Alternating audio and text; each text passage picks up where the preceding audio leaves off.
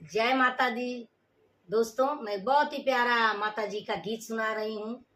अच्छा लगता है कमेंट में जरूर बताइएगा, लाइक करिए, शेयर करिए। जो लोग नए हैं चैनल को ज्वाइन भी करिए, अच्छे अच्छे कमेंट दीजिए, वीडियो हाइप करना मत भूलिएगा, शेयर भी करिए।